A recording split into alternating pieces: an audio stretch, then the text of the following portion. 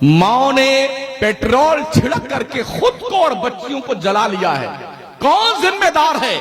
कौम का वो वहशी दरिंदा जिम्मेदार है जिसके घर में उसकी तिजोरियां पैसों से भरी हुई है और अपने बच्चों के रिश्ते के लिए वो पूरी कौम में भीख मांगता फिरता है। जिस पढ़े लिखे इंसान और जाहिल इंसान बराबर हो सकते हैं, इसलिए पढ़िए, क्वालिफाइड बनिए, ग्रेजुएट बनिए, कम शरबत पीजिए, कम खिचड़े खाइए।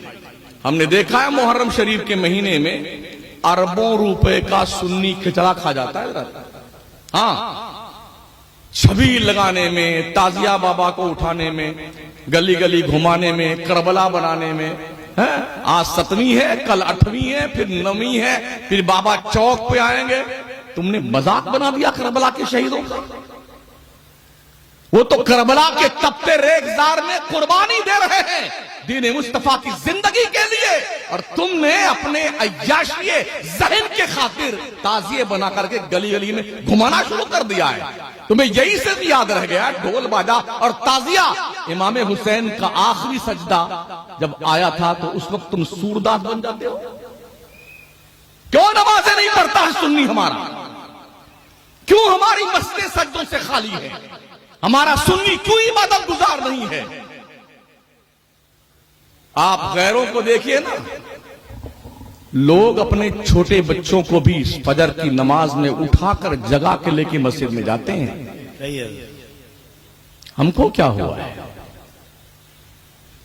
अगर आप नहीं पढ़ेंगे ना तो बचेगा कुछ नहीं आपके पास।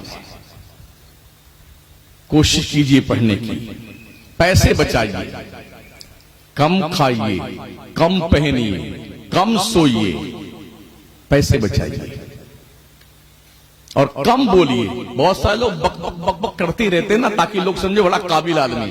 काबिल आदमी वो नहीं होता है जो हरदम बक बक बक बक करता रहे। हाँ, इसलिए कि फारसी का एक सेंटेंस है, ता मर्द सुखन न गुफ्ता बादशाह, ऐबो हुनर ने हुफ्ता बादशाह। जब तक आदमी बोलता नहीं है ना तब तक भरम बाकी रहता है, और जैसे बोला ना पता चल जाता कि अंदर क्या है। हाँ, कुल्लु इनाइन यतरशहु बिमा फी, बर्तन में जो होता है वही छलकता है। लोग जान लेते हैं बस पूरा देग का चावल बनता है ना, बनाने वाला 2 चावल लेके टेस्ट कर लेता है कच्चा है कि पक्का है।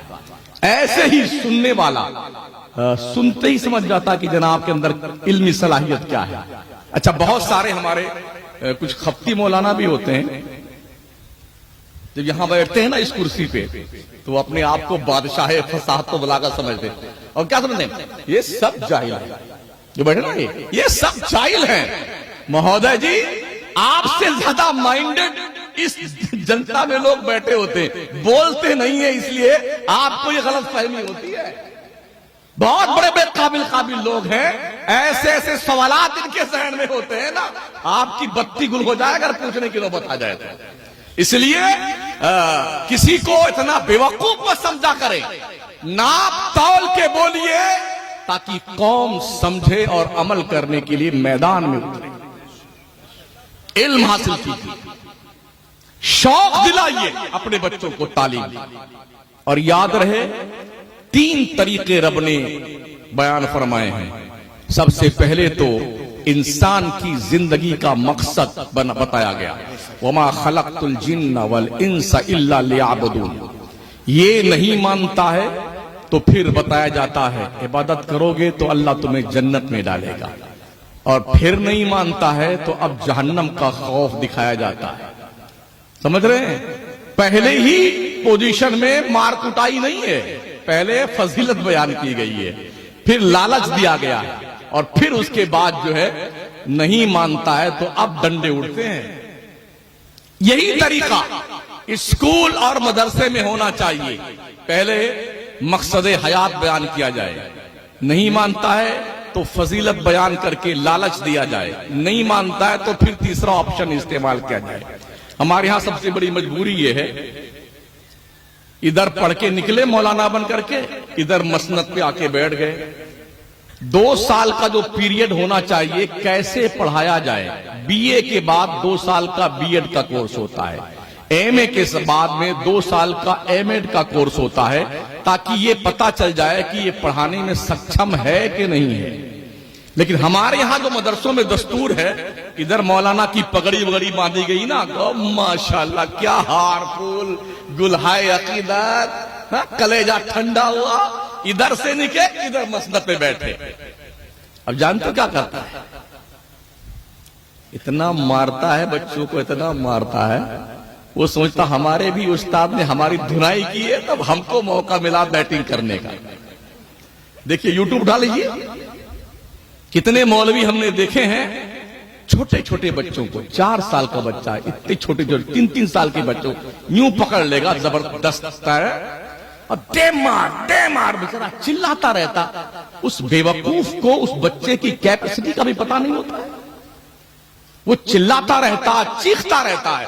जब ये ऐसी वीडियो हम देखते ना तो दिल करता अगर ये कहीं मिल जाए ना, इतना पटक पटक के मारू, गधा बना दो इसको।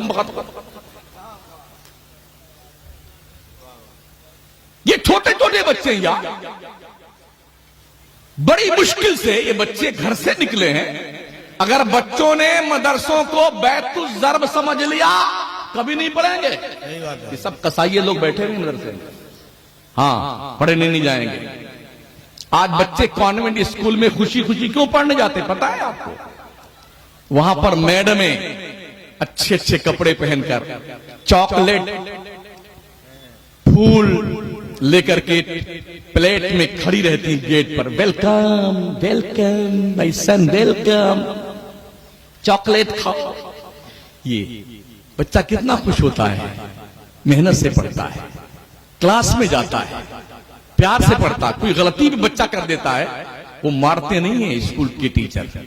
और हमारे यहां अगर कोई बच्चा सलाम के वक्त देर में आया ना, तो इधर सलाम के लिए लाइन लगी हुई ना, 2 मौलाना फुर्सत से डंडा लिए घूम रहे हैं यहां से वहां तक।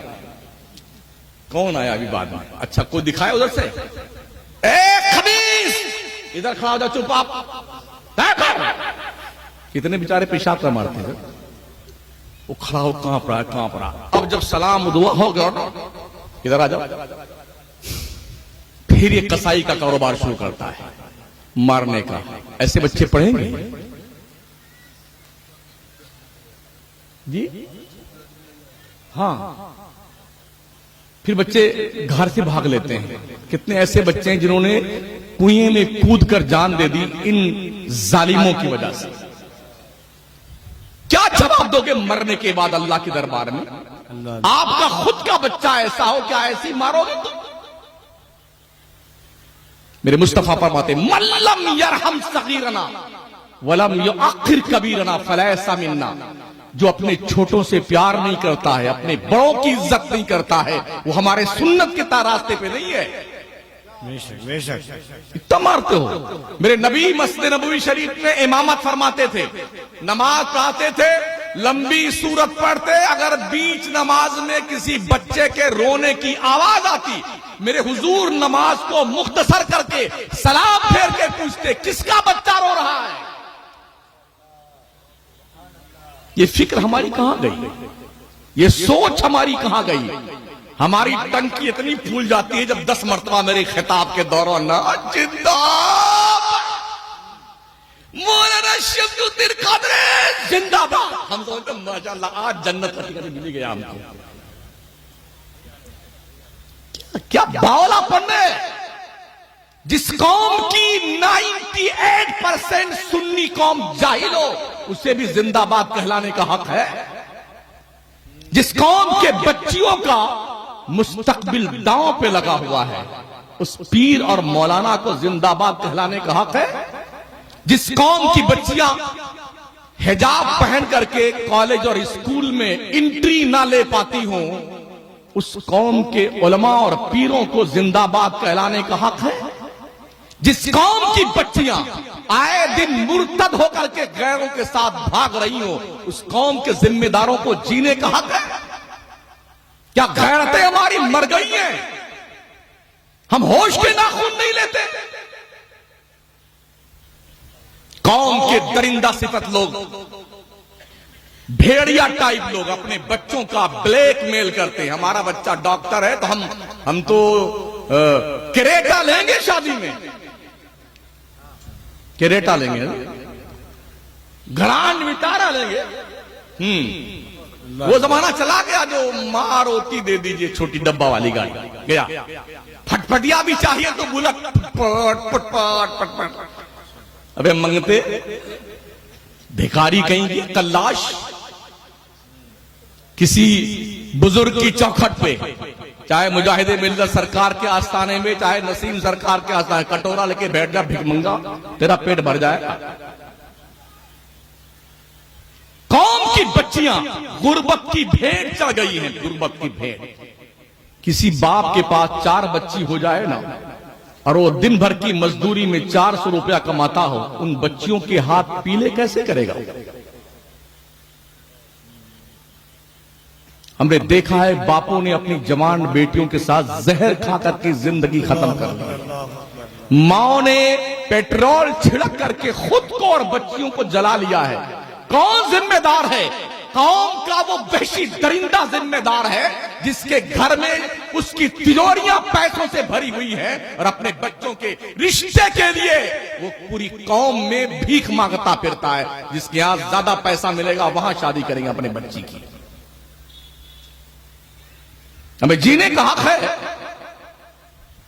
हमने पूरे कुरान में, हदीस की किसी किताब में नहीं देखा कि बारात लेके जाया जाए। है कोई मुझे बता दे।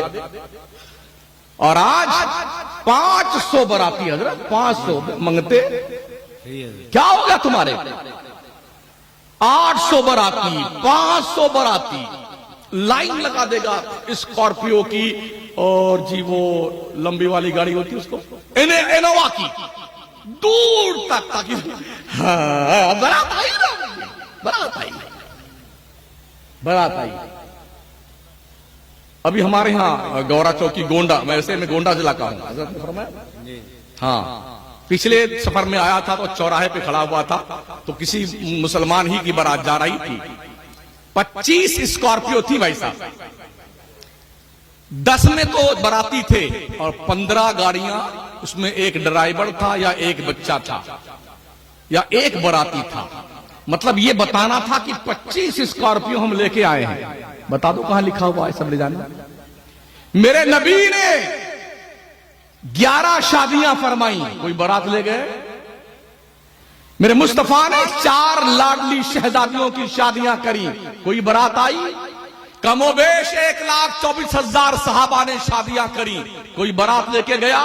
ताबईन ने, तबे ताबईन ने, कोई बारात लेके गया? तुम कहां से ये जंगा का राज लेके आए हो बारात लेके जाना?